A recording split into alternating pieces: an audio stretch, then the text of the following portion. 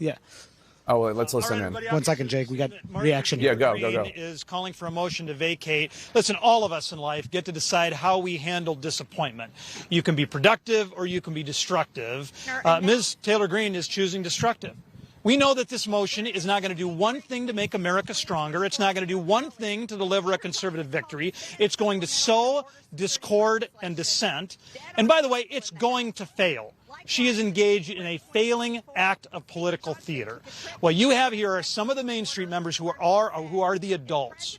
And we're going to do what adults do. We are going to ignore the tantrums and instead work to actually govern this country. With that, we've got the vice chair of the Main Street, Stephanie Bites. Look, I think Dusty said it well. We've been down this road. There is no plan. Marjorie wants to, sow chaos and division within the Republican Party. Someone has to govern. We have the smallest majority in history currently, and this speaker has been put in an untenable situation to try to govern.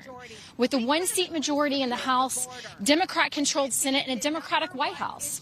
We are up against a wall here, and the American people are frustrated. They are angry. They have had enough. They want Republicans to govern. This does not help.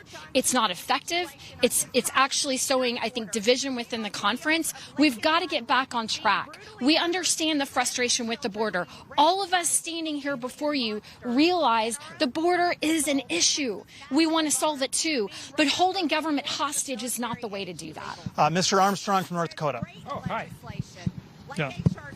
They're asking the impossible. They refuse to vote for a rule, and which means you have to bring things to the floor with Democratic support. And then when you get Democratic support, then they get mad at you for getting Democratic support.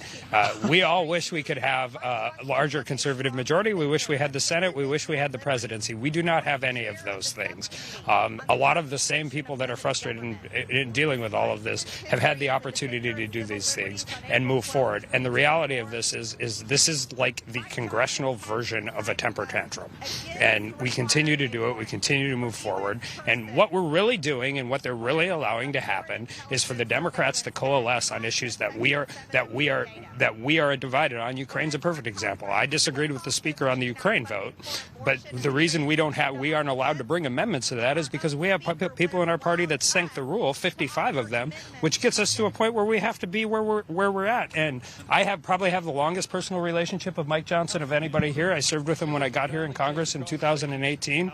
If Mike Johnson is not thoughtful enough and not conservative enough to be the Speaker of the House, then we have real problems because there ain't anybody else that's going to be acceptable for that job. Most of us, by the time we turn 12 years old, figure out that tantrums don't actually work.